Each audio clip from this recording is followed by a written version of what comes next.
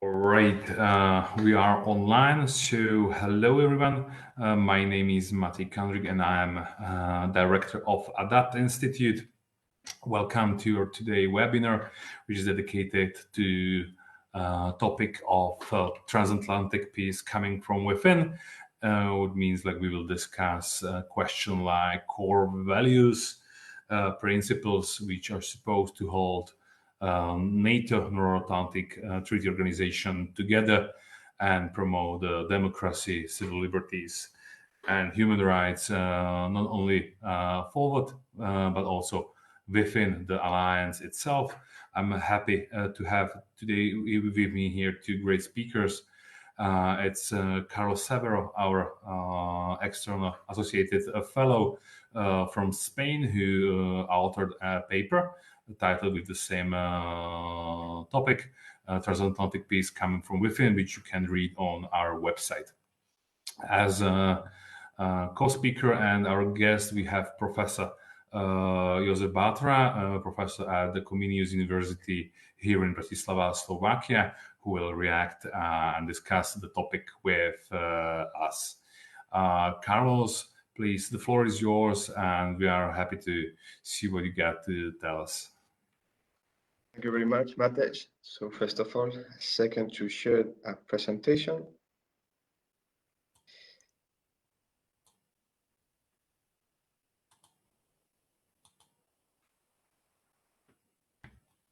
Now, the paper is structured with three main sections, at least this is how it's structured in my mind.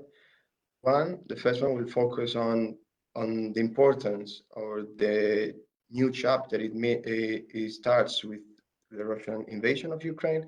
And then another section will be on, as part of the West, as a Western citizen, an introspective look within. And the last section will be regarding how we project, the West projects itself towards the outside. Okay. And now I would like to start by saying that I'm from the legal field, so my mind is wired in that direction.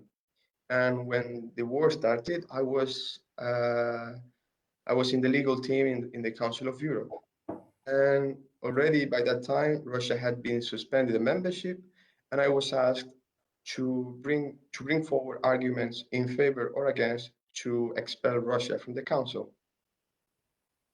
And now the arguments in favor and how the process to expel Russia is quite simple. It has to basically take actions that are against rule of law, human rights, and democracy, everything that the Council of Europe stands for and its members have committed to. And the actions that were reported soon after the 24th of February would amount to such, can amount to such violation that is required in Article 8 to decide to expel a member state. Now, from a legal point of view, that works out well. The Council lacked any precedent, and it's a political decision.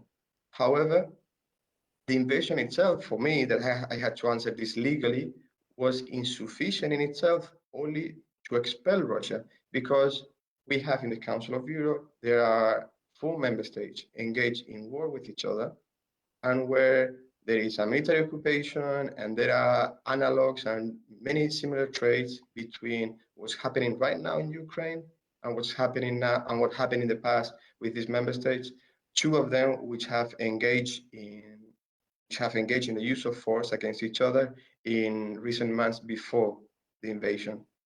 So based on previous reaction of the organization to similar events, I argued that it was not logical or coherent with the Council response. It was coherent with the response that would have been expected since. In any case, it's a political decision, not a legal one, and it was voted to expel Russia. But for me, that's how it became important to understand the difference between these invasions and its importance because it was important for me to justify expelling Russia or any hostile, antagonistic actions towards Russia. That it was not merely because it was Russia, but because it had more grounds to it. And that's where I think it's important to understand or to remember that things happen very rapidly. how they unveiled the previous days to the special military operation.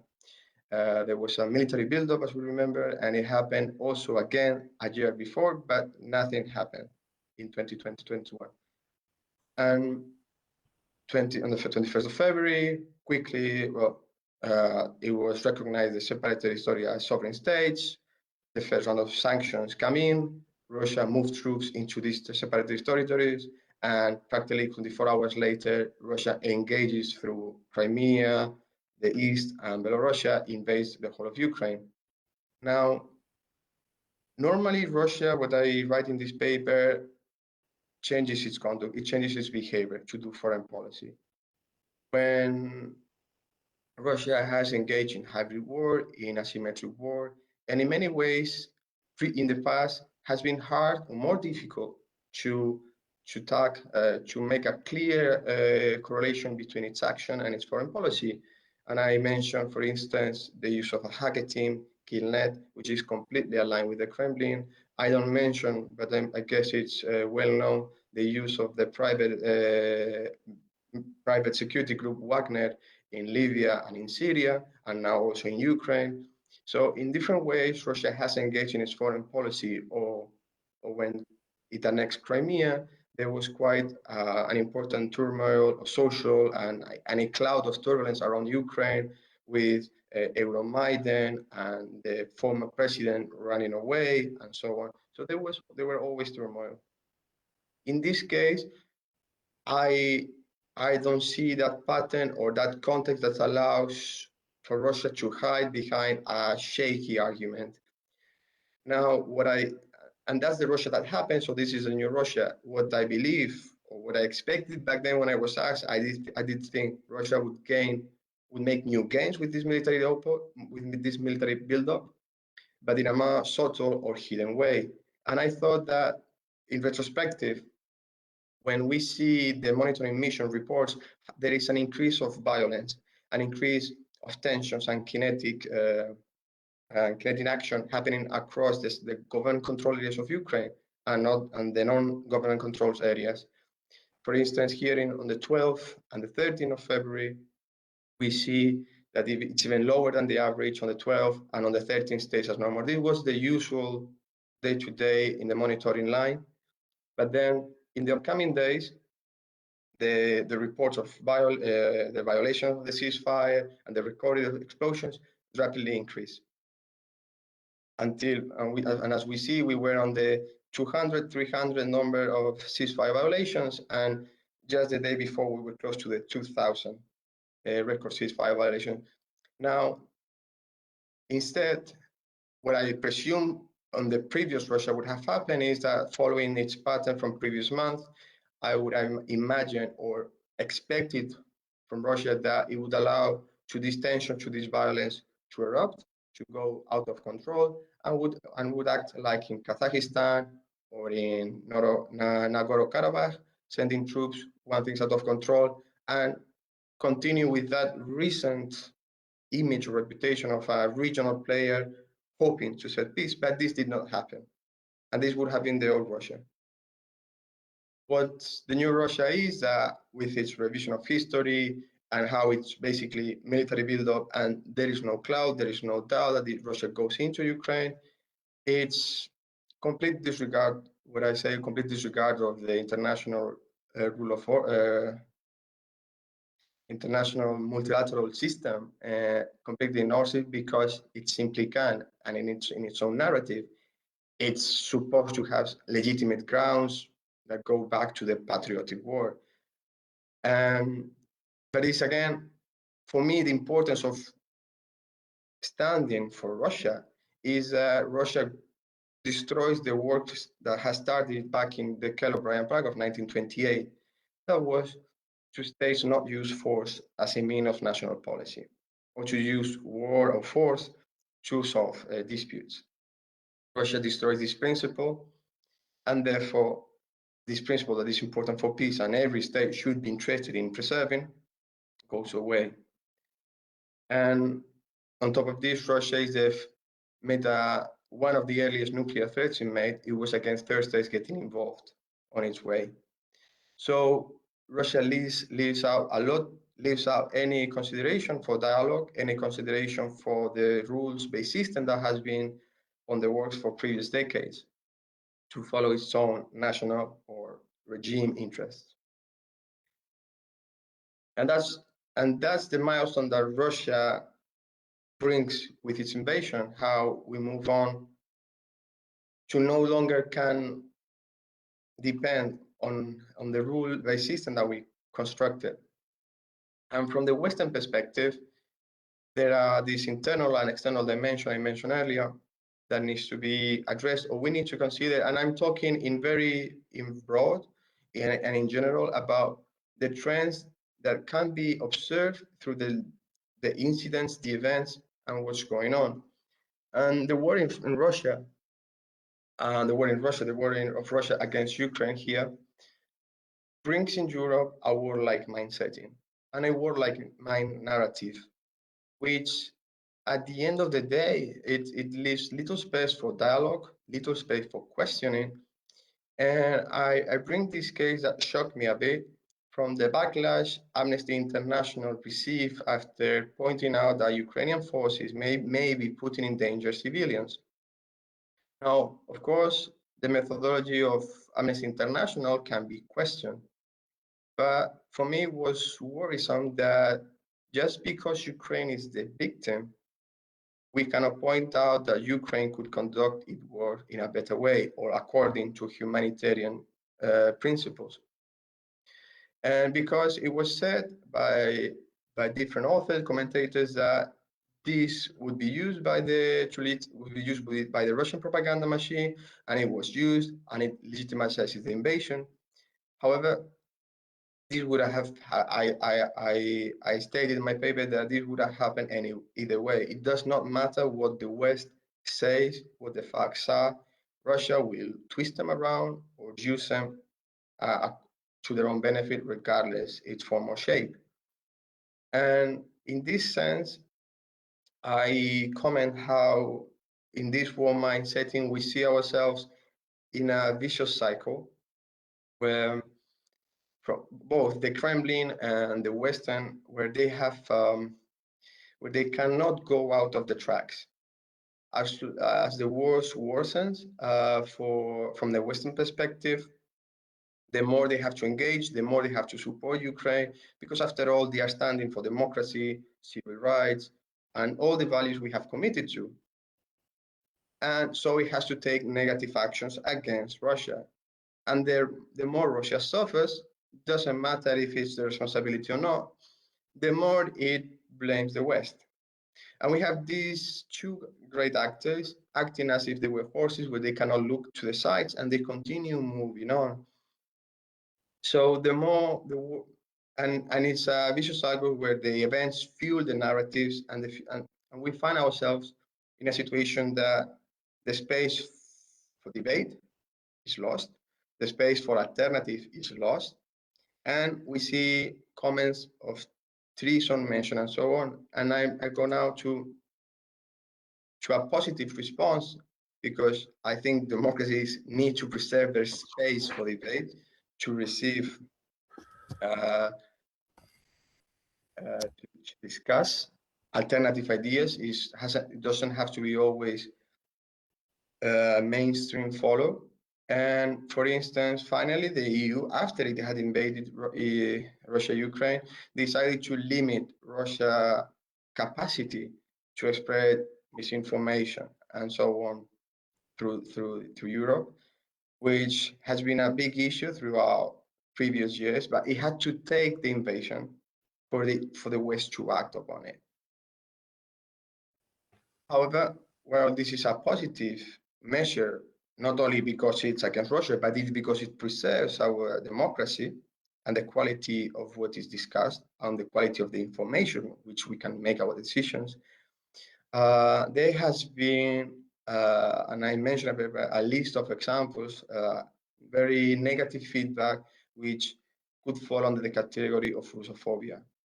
It is hard to say, to conclusively say that today there is systematic Russophobia. Still, the fact that we find incidents of Russophobia across Europe and in the US it's a matter of concern. And I say this because I would like to briefly highlight this pattern that came to mind while writing, is that we had the issue of terrorism from 9/11 onwards, and we've seen how there have been reports and issues of Islamophobia. And recently with the COVID-19 pandemic, the issue with xenophobia, and because the Chinese virus and other similar comments. And we see how there have been increased attacks in the US and the EU against the Asian community in general. And now we see the same pattern with the Russian invasion of Ukraine we see negative reactions against Russian citizens.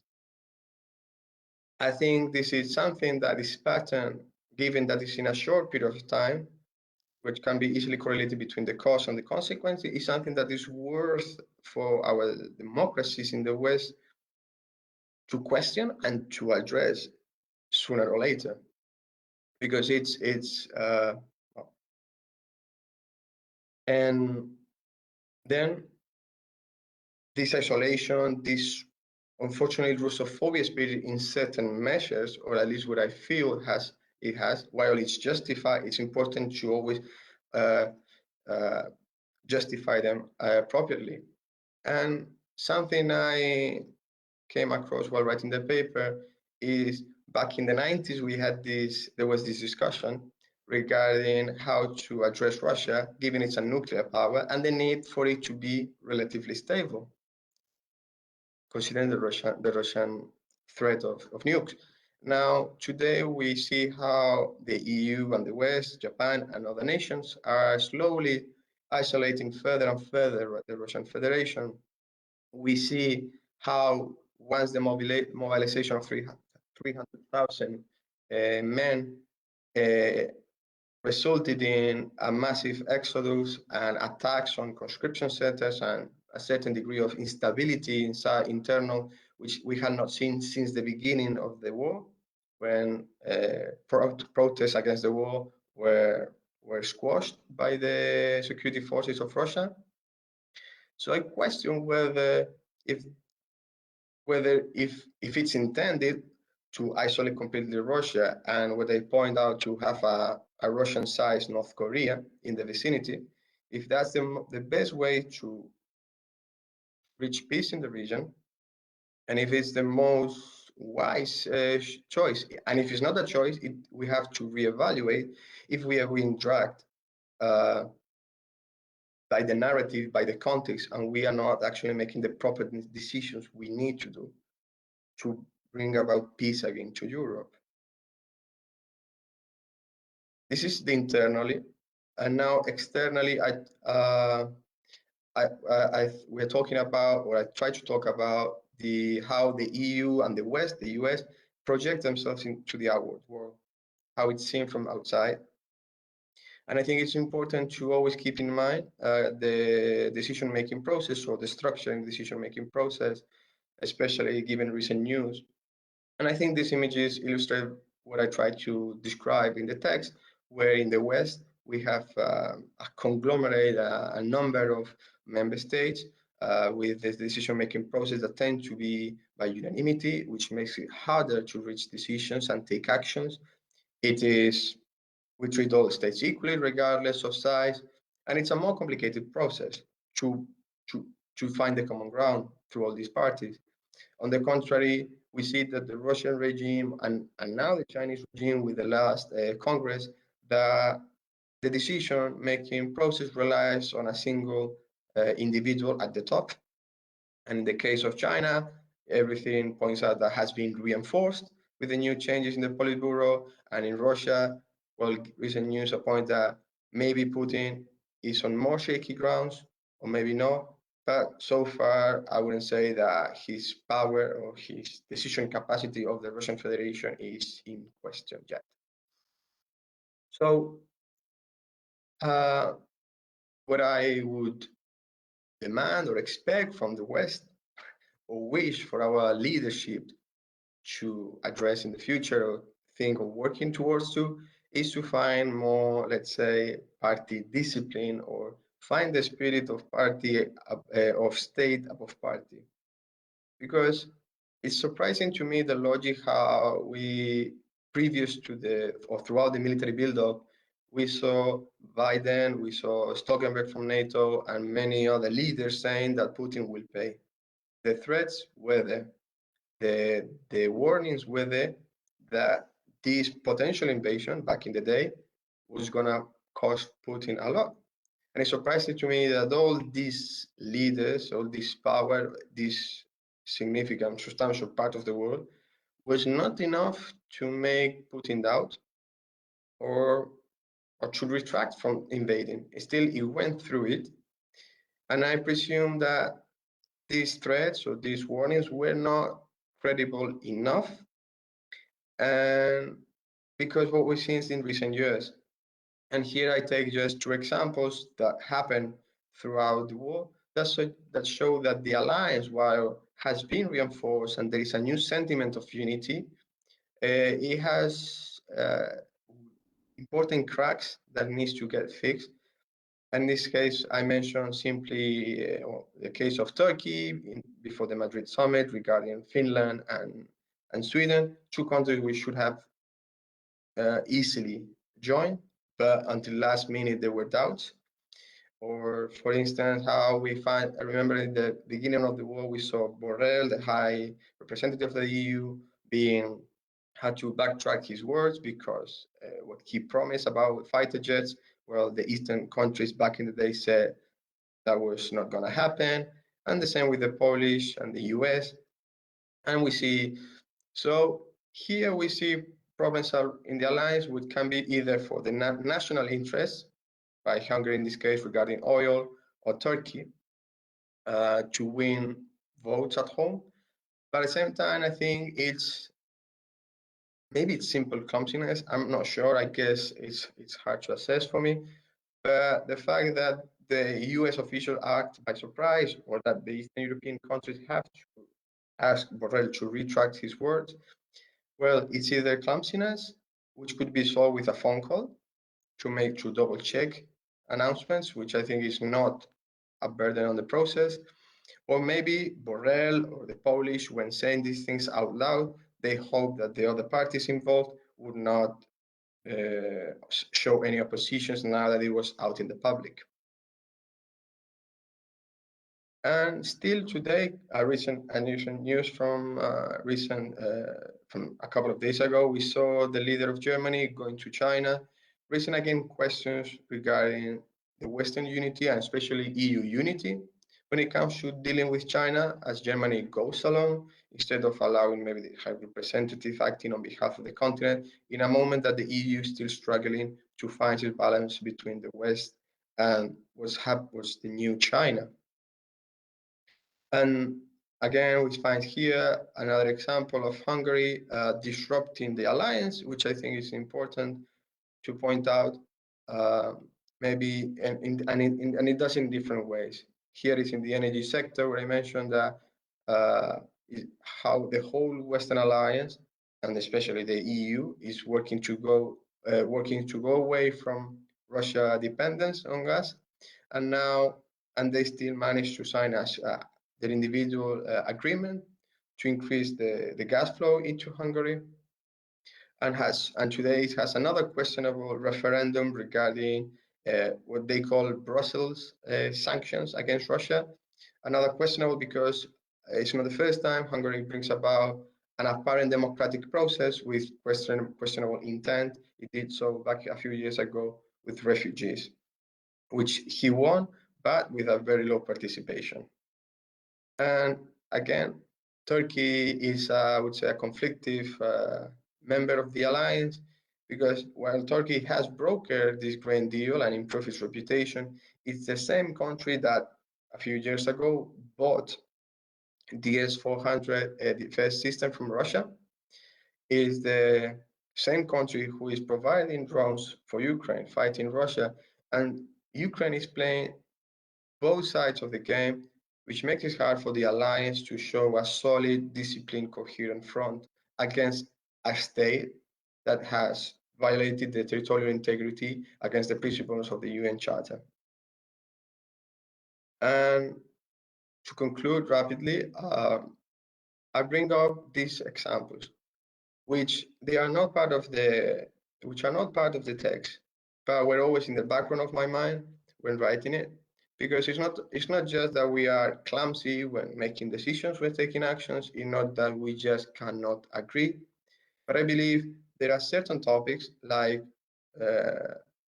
respecting the territorial integrity of other states, or preserving our democratic values within and the states that are committed to, and civil liberties, that deserve an homogeneous response regardless of who is committing those grievances. And I would like to start quickly by the Western Sahara, that the US was last year, but Spain, one month after the war, decided to change its position and recognize, well, the Moroccan proposal for peace in the Western Sahara, where Western Sahara would automatically be part of Morocco, for pragmatic reasons, following the same terminology the Trump administration used with Morocco, which allow for Morocco and Israel to reestablish diplomatic ties. And Morocco's sovereignty over Western Sahara should have been resolved through a referendum that was being organized by the UN that never took place. So Morocco is another country like Russia that through force took over a territory that was not part of it. But Spain accepted it. And I question today if any politician, any policymaker suggested we should give, beyond Crimea, because already part of Russia, but the new annexed territories of Russia, to promote in the international community that they should become part of Russia, because it's the most pragmatic way of reaching peace.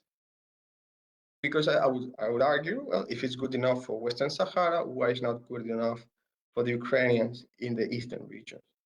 And similar goes with Cyprus. For me, as an EU citizen, I found a bit problematic to hear the President of the Commission in the State of the Union say, this is the first time a speech is delivered when Europe is at war.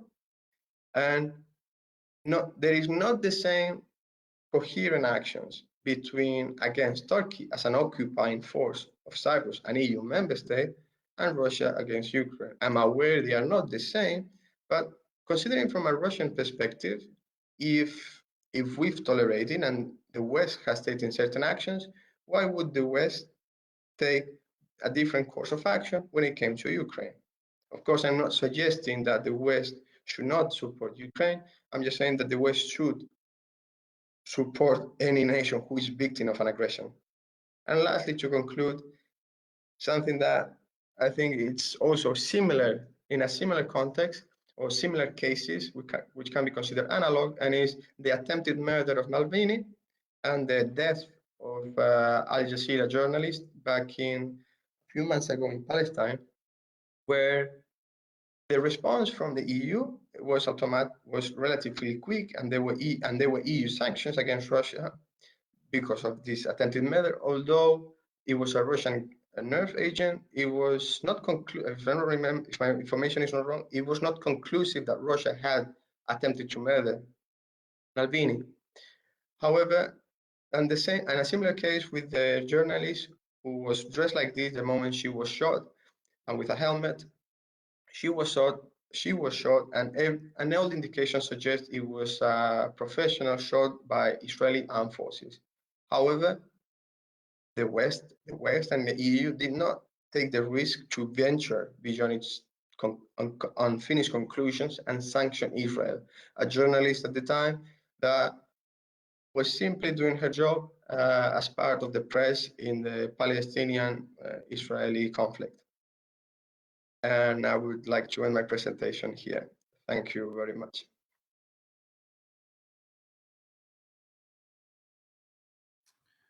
Thank you, Carlos. You surely touch upon several sensitive topics, which I believe would trigger interesting questions later on. But now I give the floor to Professor Batura for his remarks, reaction, or comments. Thank you very much, Matej, for inviting me to this seminar. And Thank you, Carlos, for presenting your paper. I had had a chance to have a look at this paper before the seminar, so I'll make a few comments also based on that, as well as, of course, on your presentation. I'm afraid I'm going to have to take issue with a couple of points that you made, because, of course, this is about, I appreciate your attempt to analyze this from a legal point of view, but we, of course, this is to be a debate, and we need to discuss certain things, I think, and a number of assumptions in your approach. So you do start, and you mentioned that you have a legal background, so you do start from a kind of a legal perspective, analyzing the situation and the conflict between Russia and Ukraine, and raise the issue as to what extent can you really compare different cases, and to what extent is the Ukrainian case different from, and you mentioned Cyprus, you mentioned Morocco taking over territories. And then, of course, so to what extent is Russia different from these kinds of violations of territorial integrity? To what extent is Russia, the Russian violation of Ukrainian sovereignty, which has been going on since 2014, by the way? To what extent is it different? Now, I suppose we will be very clear, and we should be very clear, that this is not just any a violation by just any state. I mean, Russia in this case is one of the, as you know, one of the key members of the UN Security Council, plus is one of the leading nuclear powers in the world. So Russia in this case has one of the biggest nuclear arsenals in the world, and the way they conduct the operation, I am pretty sure you will agree, is very different in terms of scale, as well as in terms of the number of troops involved and the way they operate, the way the operation is conducted, if you compare it to other kinds of operations that you mentioned. In your paper, you also discuss China's treatment of the Uyghur minority in Western China, and you raise the question to what extent is Russia's behavior towards Ukraine somehow different, and the violations of human rights there. Well, of course, it's different. It's a difference. It's a huge difference. So I think that would be my first point, right? So I think these are, you almost can't compare these things. I mean, there's a huge difference in the scale, in the nature of the operations. The Russian military has been targeting civilian infrastructure to a great extent, and this is indeed a nuclear power and a permanent member of the UN Security Council doing this. So that's number one. Number two, you raise issues about the narratives, right? And you discuss the narratives at length. To what extent are we somehow involved in normative discussions and in normative discourses? And in particular, you raise the issue that maybe there is a depiction, a representation of Russia as a sort of an evil power, right? So kind of a moralizing language, moralizing discourse, where where Russia would be depicted as an evil power, and thereby you argue that space for compromise, or as you say, space for alternatives, is lost, right? And so I am not really sure whether this is actually just whether this is not only happening on the Russian side. Think about the Russian discourse, and there we actually have statements on the Russian side. For instance, most recently by President Putin in his speech when he was declaring the annexation of the 4 Ukrainian oblasts, regions, where he spoke about the West during the ceremony as a satanic power, or the United States as a satanic power, right? Very normative, very strongly normative discourse.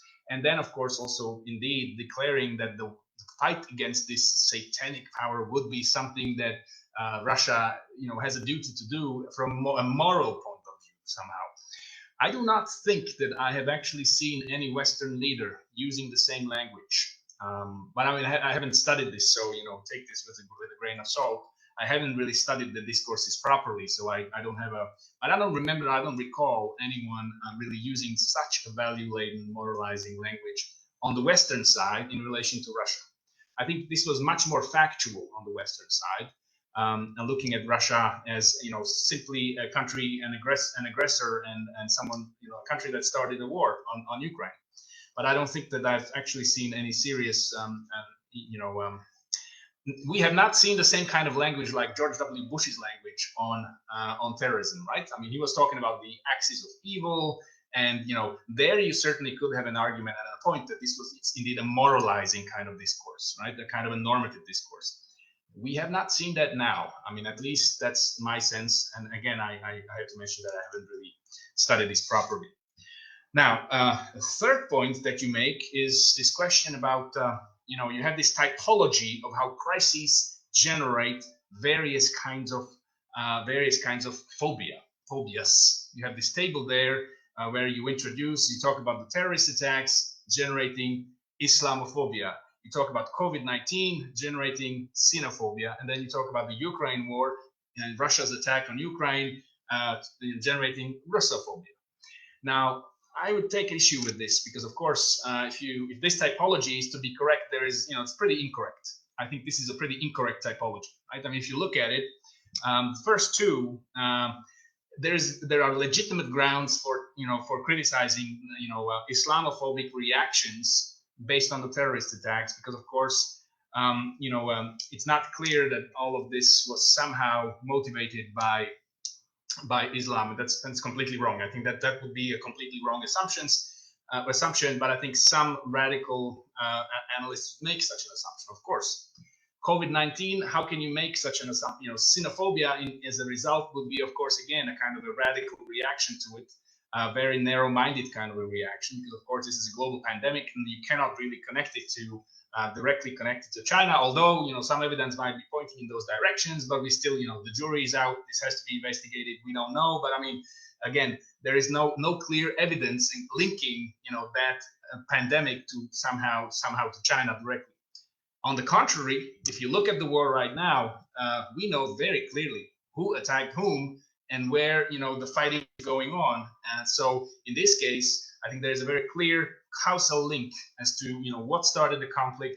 We had a Russian military buildup around Ukraine in months, and then eventually the conflict then was deepened, because, of course, it did not start in 2022. It started with the Russian invasion of Crimea and some Eastern Ukrainian regions, in the Donbass in 2014. But it was deepened in 2022, and we know exactly who did what, and this is clearly, and there's clearly a reason to establish and attribute the actions to Russia.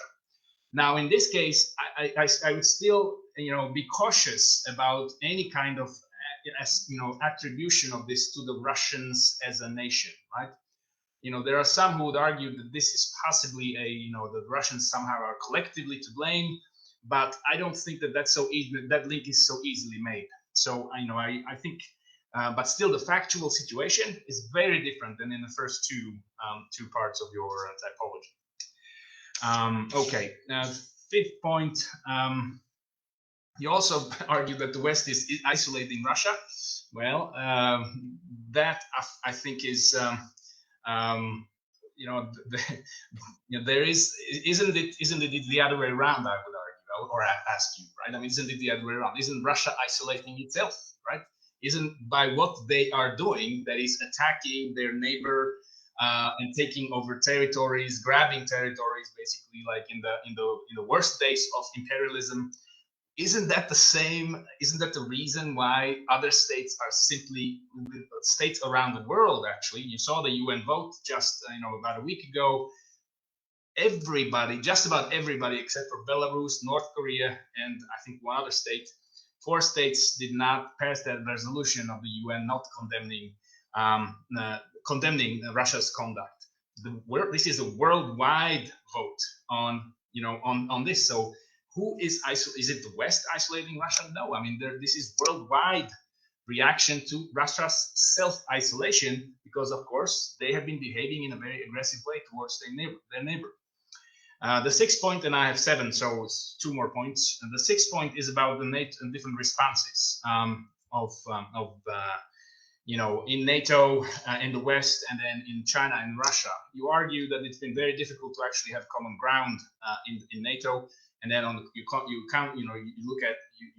look at China and Russia and say these are centralized systems where you have strong individuals on the top of the system where they can make decisions, while as in NATO and in the West in general we were very fragmented. Well, of course, I mean you have a point. There is a lot of discussion among the Western member states of NATO, of the EU, and it's not a given that there will be unity about action. Not in this situation, and in many other situations. You mentioned several other situations where, of course, the West always has discussions going on. And indeed, as you mentioned correctly, Turkey and Hungary are still blocking the entry of Sweden and Finland into NATO. But at the same time, I would say that if you look at the NATO response to the Ukraine crisis, it's been pretty unified. I mean, there has been a lot of unified response, a lot of coherent response. And you can mention several examples, but one of these is, for instance, this Copenhagen group, on arming Ukraine. I mean, this is a very useful coordination body, coordination platform in which countries meet and decide and discuss what can be done in terms of arming Ukraine. One of the initiatives could be, for instance, that Germany, the Netherlands, and Norway put together money as part of that initiative and pay for 16 howitzers that are going to be built in Slovakia, the Zuzana 2 howitzers, and they're going to be delivered to Ukraine next year. So this is an example of how it works, but this has been a very practical, kind of an approach where countries, and of course there are multiple initiatives across, countries in the NATO in various groups, but this is part of this Copenhagen initiatives. If you look at the EU has been tremendously unified, surprisingly unified actually, in responding to the Ukraine crisis. Number one, they have offered Ukraine membership perspective, candidate status. This is a huge step for Ukraine and for the EU. But also the sanction packages, 6 of them, of course, not without a debate. And sometimes it was Hungary who were trying to be difficult about this. Sometimes there were other countries, but still these sanction packages, 6 of them, have passed. So as a vote in the council. So there is a high degree of unity. So the results, if you actually look at the outcomes, the reality is unity. But of course, not without a debate. So if you should then contrast these two systems, as you do, right? You have China and Russia with strong individuals on top and make decisions for everybody else, and then the Western system. I would still opt for this more messy, unclear, and yet quite successful system in terms of outcomes, but also I would argue in terms of democratic legitimacy, because that's after all I think what we all are concerned with. My final point: methodology, Carlos. And that would be, how do you choose all these wonderful, wonderful media headlines? I mean, you have many headlines that you provided us with, but how do you choose those? I mean, what is the foundation? That would be a question for you. How do you pick those? Is it a little bit random, or I mean, there has been a lot said in the crisis. You provide us with a lot of headlines. How do you do that? Thank you. Well, yeah. So regarding the headlines, the methodology is quite simple. I chose sources that I personally considered reliable from the past, but the purpose is not so much, I didn't focus so much on the wording or the fact, it was simply to mention given episodes or given events or given things, more not so much to go into debate or question what was happening, because the things are just a reference of the events from the past. So the methodology was quite straightforward in those terms, and I try to keep to respond to your points in an orderly fashion. You mentioned the fact of Russian invasion. The scale is important. On the size, dimensions, the fact that it's a nuclear power. Personally, I never considered that a country with nuclear weapons had more responsibility towards security and peace, just for the fact that they have nuclear weapons. Maybe yes, because of its membership in the Security Council. However, the fact that Russia has more than 100 million people, that Ukraine is also an enormous country, that the humanitarian suffering is large, just because they are two large countries, doesn't subtract the fact or that other aggressions that may not cause such tremors worldwide are not equal on the paper and on theory. From a law perspective and my personal opinion, an aggressor is an aggressor regardless of the dimension or the humanitarian suffering that it can cause.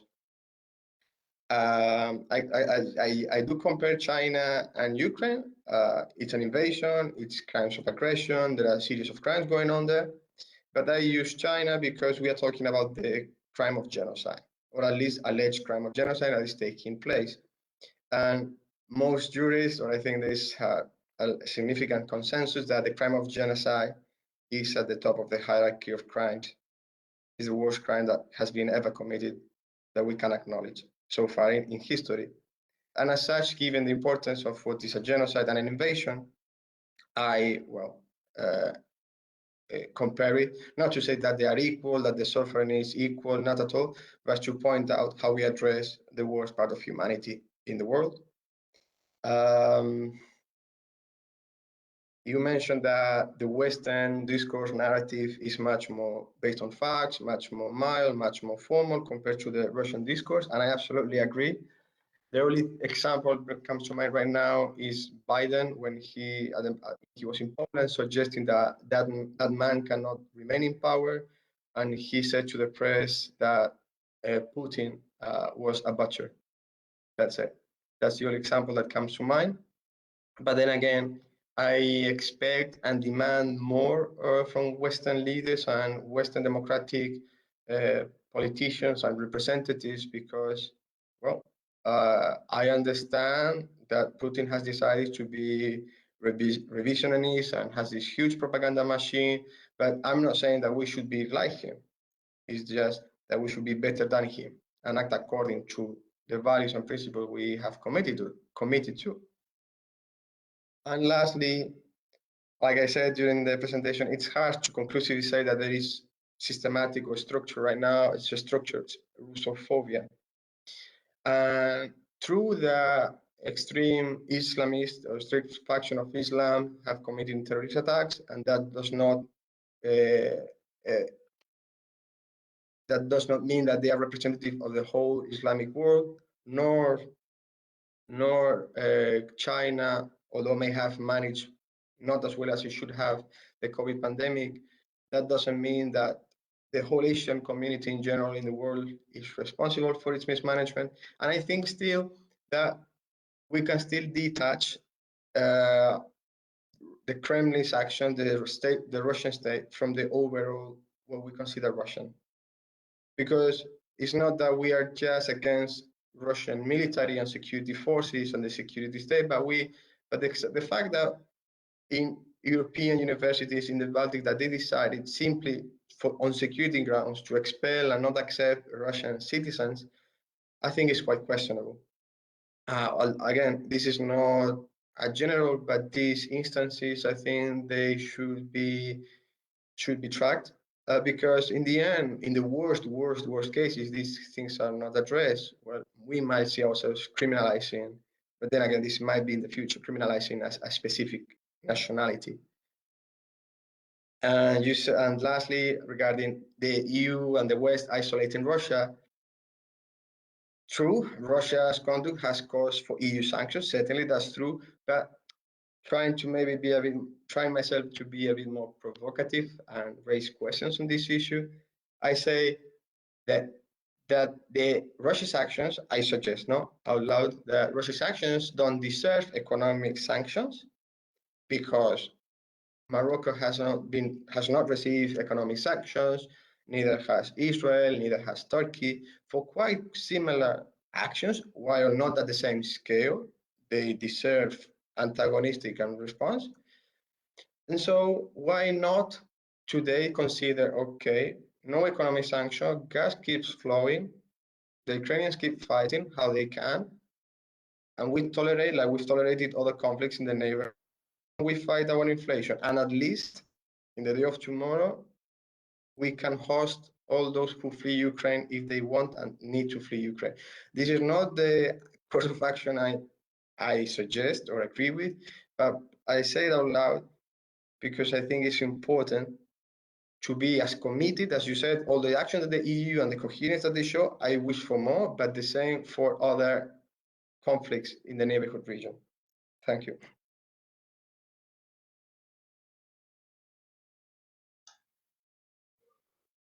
Thank you very much both for your contributions. And now I would like to open place for questions from friends and colleagues who are here with us at the discussion, or also from people who are watching us on Facebook. If you want to raise a question, you just hit the raise hand button and I will give you the floor.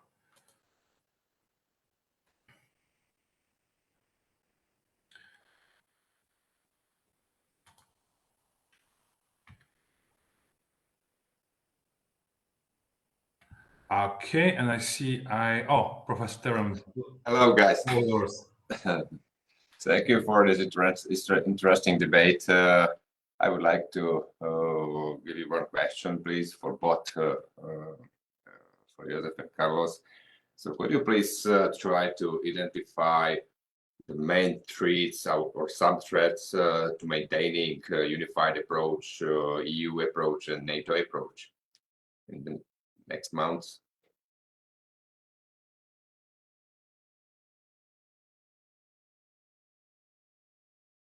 Who wants to react first?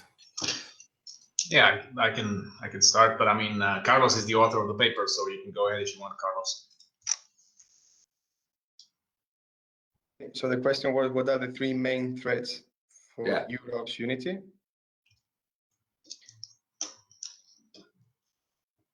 Well, the fact that I would argue that given that we are still democratic and we want to preserve that democracy, and I think it's important to stay healthy in that regard, I would say that a threat that comes from our own citizens when it comes to misinformation and the foreign influence that comes through finance, through social media, and so on. And how to address this, it goes from the quality of the job that the press can do, their own responsibility on how they transmit and question the information, our own state, but also our representatives.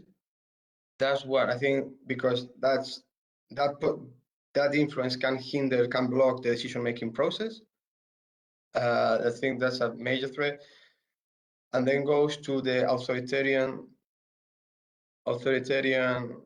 I call it, change of path. I cannot say right now the right word, of certain countries that they have. Even Hungary has publicly said that they are illiberal democracies.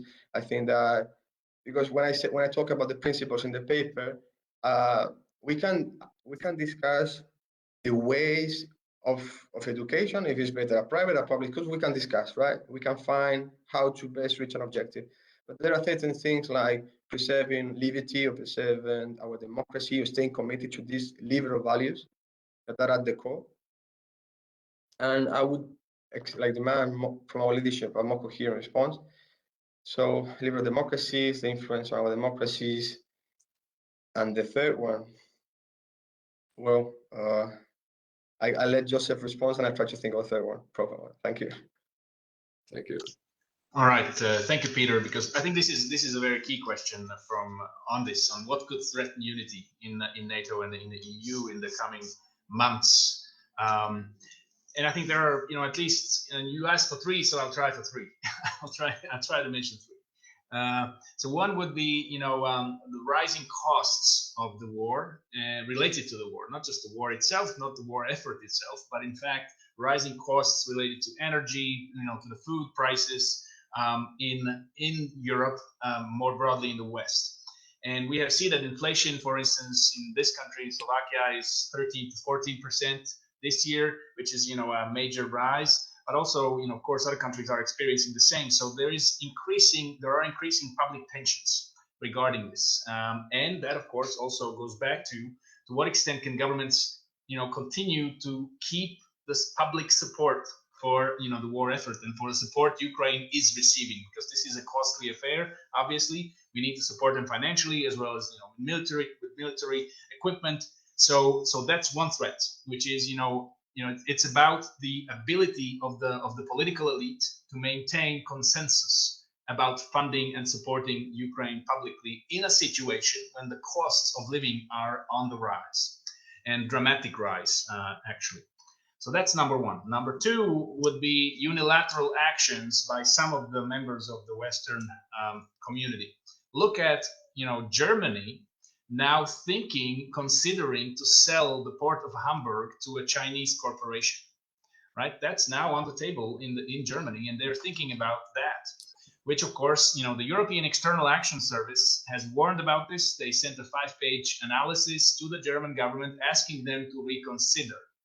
Also, the European Commission have been critical about this. Other member states of the European Union have been asking Germany not to take such a unilateral step, and in particular, not to work with, not to do this, which is, of course, playing very much into China's gray zone strategies that they've been using around the world. So such steps as, this, if this materializes, because of course Germany has not made its decision yet, and there are a number of ministers in the federal government in Germany who are considering, who are also against that. So there is a debate. But these kinds of steps would be very dangerous for the unity of the West if this continues to operate like this. Now, of course, we have outliers also, like Hungary blocking, not ratifying Sweden and Finland and their entry into NATO, and then of course Turkey, which is of course using it as a bargaining chip for getting its interests through in the alliance. And that's unfortunate if they're using the situation that's on the tape, that's unfolding now, and they simply disrespect the situation in the sense that they don't care about the unity that is necessary at the moment to keep the West together. So that's so unilateral actions. That's a danger. And the third one would be what I would call a nuclear attack shock. Right? What if a nuclear attack happens? It could even be a very limited one, a tactical nuke. What happens if it actually happens? Right? Because this is something we have not experienced as the West since the Second World War. And we don't know how the publics would react to such a situation. So I think the political elites should be very careful about explaining the nature of such situations, and also preparing the ground for kind of a unified reaction among the public in case this would happen. Because Russia, as I see, is unpredictable, and of course it cannot be, unfortunately, ruled out that they would even use nuclear weapons. So I think that will be the third one if you ask about the threats to unity of the West. Thank you, Carlos. Thank you. So we have one question coming from Joseph Rabina, who posted on the Facebook. He thanks you both for your contribution, and in brief comment is mentioning that the Russian politics or decisions on Ukraine are now under the influence of the hardliners rather than moderate wing of Russian politics, which is due to the supposedly soft approach, which is Putin being criticized from the beginning of the invasion. But going to the question, it's what do you think, or how do you see the NATO approach towards Russia? In the foreseeable future, if we see the spiraling tensions between Russia and NATO, so what do you see as a good approach? How NATO should approach its relations with Russia if we see spiraling in tensions and possible escalations? Yeah, thank you, Professor. When it comes to NATO's approach to Russia right now, starting from the premise that right now no diplomacy or dialogue is possible because there is not a person on the other side willing to listen at all. I think the only approach is to keep doing what we are doing. just to supporting Ukraine as best as we can, and reinforcing the eastern flank. And once we can believe that there is a sincere possibility of conversation, then talk. But then again, it's important that Ukraine is not as a state, given that Russia appears to believe that Ukraine is part of Russia even before the war, then Ukraine has to be part of that discussion.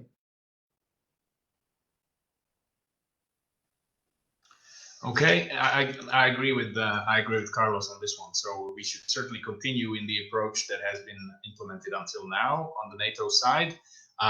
It should be very practical, very pragmatic, not ideological in the sense of raising tensions with unnecessary offensive discourse. I don't think that's that serves any purpose. I think, but we should be very firm and very clear that we stand behind Ukraine and support Ukraine the best way we can with military means, economically, socially, providing shelter for refugees that are leaving Ukraine, opening up our labor markets to them in the West and so on. Plus, I think we should take an active interest in some of the activities of the Russian gray zone or hybrid activities in the West. We have seen in recent weeks and months that there has been an increasing number of cases in the Netherlands, in Norway just yesterday, of Russian citizens being uncovered as spies working for Russia, but using other identities. So just yesterday, the Norwegian intelligence service have identified a Brazilian national who has been working for as a researcher for the University of Tromsø in the north of Norway. In fact, he was a graduate of the PhD program at the University of Calgary, holding a Brazilian passport, but turns out that person is a Russian national with a very different identity, right? And he was actually working in a center on the gray zone and on hybrid threats. So, talk about exactly someone who's there, right there, mapping activities of the Norwegian government and of the Norwegian public agencies in that area. And so we have a similar case in the Netherlands. We also saw the Latin. There was an bar owner in Naples, or was she a jewelry store owner who was identified last month or 2 months ago? She was originally, as it seemed, from one of the Latin American countries, but in fact she was again a Russian spy, originally from Russia, so holding a different passport, a different identity. So I think we need to be very careful about these kinds of activities, and start working more carefully with within our societies as well, trying to figure out these kinds of activities need to be mapped out. The Norwegians, for instance, have had a major problem with drones, with individuals flying drones around gas installations, oil installations. A lot of them, several of them, are actually Russians. They were caught by the police. So these things we need to be more vigilant and more careful, because we are at war, right? I mean, whether we want it or not, and we certainly need to take that into consideration. This is not peacetime. Thank you. And last question of our today discussion, I would observe for myself. In your both contributions, I think if I should put one unifying label, I would say, and many times we're discussing something which we quite often call double standards. And I would call it, I would connect it with the question of deterrence. Because if we are being called as a West, as an alliance, as individual member states on our double standards, it's damaging our coherence of our actions with our words, etc., etc. I would like to ask your opinion, a personal opinion. How would you see the relation of deterrence as we are trying to pose against the threats coming from outwards, and especially Russia? If there is double standards and lack of some level of coherence between words and actions, Is it like damaging the deterrence we are trying to project, or having some level of ambiguity and being a question like what our actions might or might not be is better for the deterrence? And whoever would start, I would be happy to hear the answer first. Thank you, Professor. I would say that these double standards are damaging without a doubt. And it comes to mind when I was writing this paper, it came to mind because it wasn't so long ago. The questionable grounds on where the US intervened in Iraq, that at the same time, after when that war started, there were no evidence of weapons of mass destruction, and still today there are no evidence provided of genocide, of Ukraine being a Nazi state.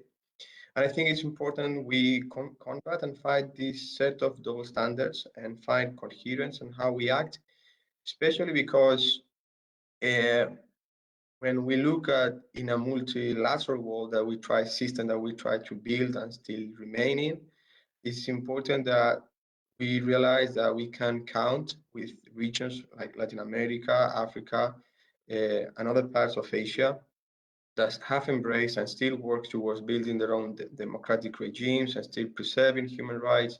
And therefore, if we want to project and we have committed, because this is a bit of the issue for me, the commitment of the West has been always to promote democracy, human rights, civil liberties abroad, right?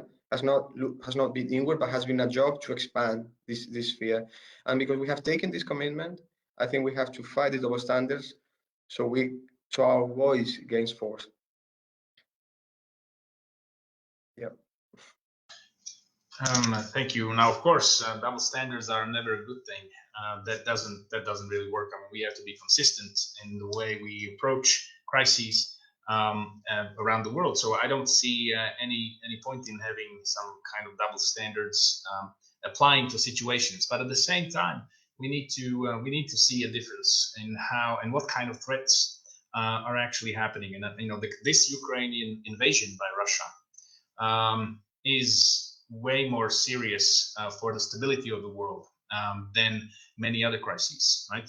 So we certainly need to see the difference there. If a major nuclear power uses, its full conventional military capacities to actually start and attack civilian infrastructure, and not just that, but it's in fact about also going after the civilian infrastructure and in fact killing civilians in a deliberate manner. So I think there is double standards is something that would be unfortunate that if that should unfold. But I do not think that we should forget the nature of crises and the nature of dangers that we see, right?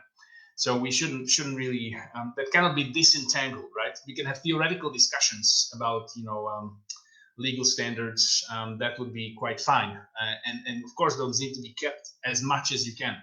But then, of course, at some point, rockets are falling on cities, and what are you then going to do? So it would be great to maintain, the standards of liberal democracy and human rights in all crises, and hopefully we can do that in this crisis as well. But I have not seen double standards so far, I have to say. I don't know if you have seen that, Matej, but I don't think that there is much of a case to be made that there are, in fact, double standards at play here. So I don't know. If I may,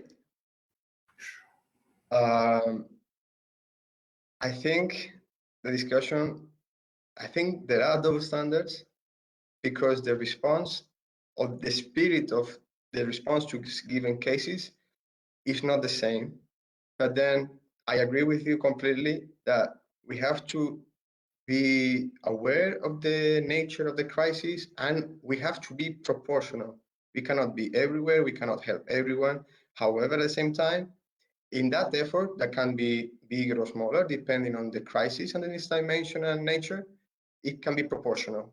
But what I'm saying is here that Western Sahara or Cyprus, or how we respond to the killing of an important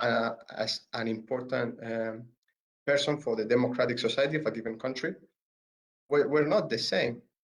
Of course, Cyprus, while before for the past years, the recent years, Cyprus, of course, has been occupied since the 70s, but we have seen how Turkey has increased its violation of Cypriot territorial integrity by now searching for gas reserves in the exclusive economic zone of Cyprus and drilling without permission. It is, of course, not the same as the Russian invasion. But back in the day when Cyprus was asking for EU sanctions to Turkey to stop this conduct, Cyprus was forced to block sanctions against Belarus because and the sanctions against Belarus because of the elections or the hijacking of the plane. Cyprus was forced to the situation as part of the alliance to blockade sanctions that they agree upon, but only to attract attention from its allies to a home issue. And I think it's a symptom that reflects that something is not perfectly working within the alliance. If a member has to blockade a sanctions package, they agree because they don't believe they're going to receive the similar response to their own issue.